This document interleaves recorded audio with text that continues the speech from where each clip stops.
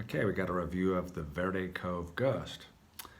Here's a ghost story set in California. It's a screenplay for a sleazy yet classy 70s style horror film. It's set in a secluded, exclusive, and wealthy suburb of Palos Verdes near Los Angeles.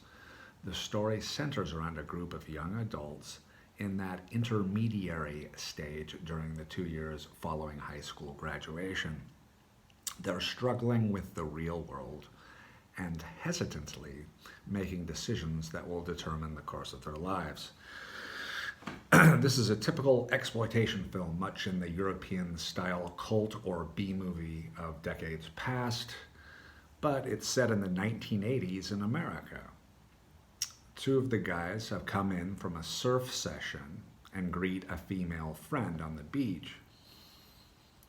Brandon gazes at Sabrina's tan cleavage. This is the camera directions for the screenplay. Alternating shots of cleavage and Brandon's ardent gaze. Chet and Oswald, slow motion, walking in from the shore, water dripping off their faces. They look up worriedly at the Vandersteen house. There are various shots of the Vandersteen house from different perspectives, cutting to the concerned faces of Chet and Oswald. The music is an eerie mellotron blast and weepy guitar echoes. So the mellotron is an instrument from the 1960s. It's like a synthesizer. Okay, we get some foreshadowing of the haunted Vandersteen house events and a taste of the sexy shots that feature throughout the film.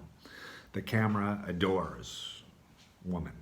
The music is influenced by early Genesis albums and Italian film composers.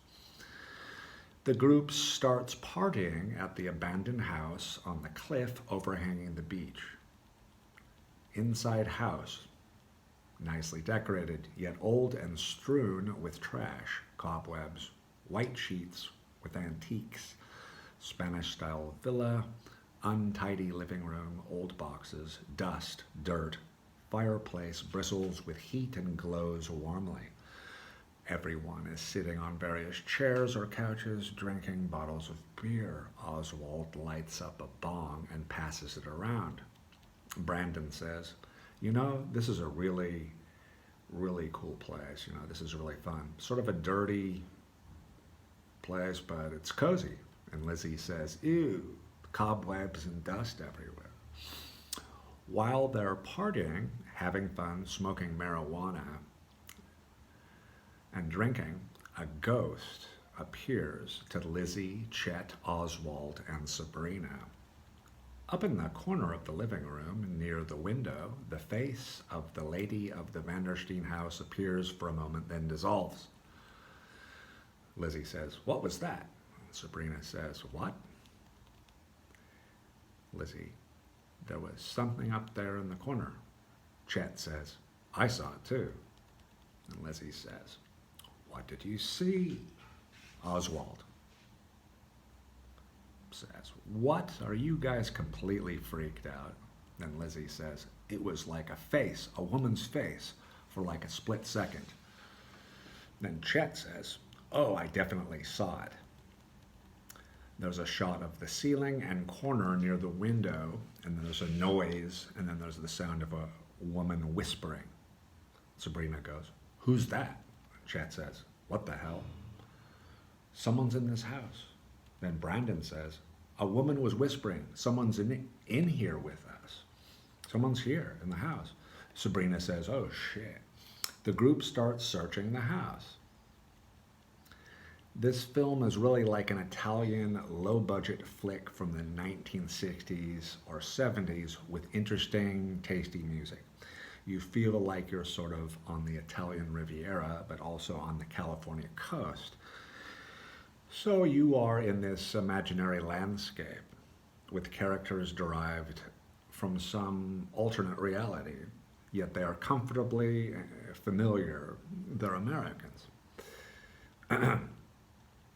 One dude at the party, Brandon, tells the group the legend of the Vandersteen house. A family used to live here. One day, the father and kids went out for a sail. There was a storm, and they apparently fell off the boat and drowned.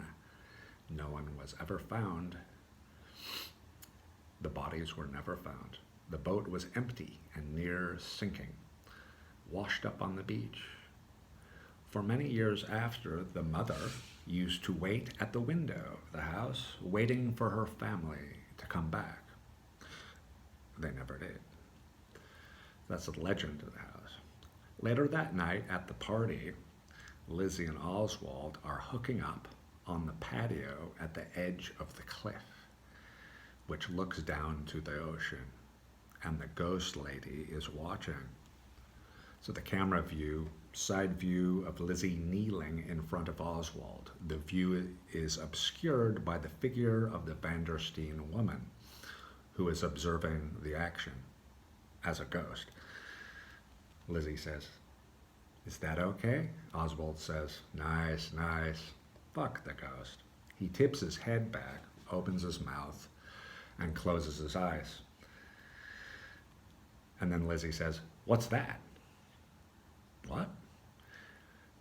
"Someone walking across the patio. I heard it." Then Oswald says, "Must be Chet getting a voyeur thrill." Lizzie undresses and creates a makeshift pillow and puts it on the stone wall at the edge of the patio, at the edge of the cliff. Then something really bad happens, and you can imagine what it was. Then Mr. Drecker, actually their amiable former high school teacher, one of those cool teachers, comes to one of their parties that they regularly hold at the abandoned house. Titillating and sleazy hint at degeneracy. A titillating and sleazy hint at degeneracy as Drecker arrives alone with one of their female classmates. He's accompanied by one of their former classmates. He's this older guy, he's around 50 or so. And he also brings LSD and peyote. He used to party a lot in Venice Beach during the beatnik era. In one scene, Drecker, the teacher, tries to calm them down after they'd witnessed, as they related stories, experiences with the ghost and spooky events. And Drecker says, "It might be a psychological thing. You have some issues with your parents, friends, self-esteem. The drugs bring out the demons and fears. You all might just be projecting those negative thoughts onto some imaginary person. This ghost lady, a creation of your mind." And then Chet says, "Sorry, Mr. Drecker, but actually you might just be repressing something." So I think Chet sort of knows what's going on with Drecker's pursuit of some of the younger women. So anyways, I'm going to put a few clips from the film and the link to the screenplay on Amazon as a Kindle book.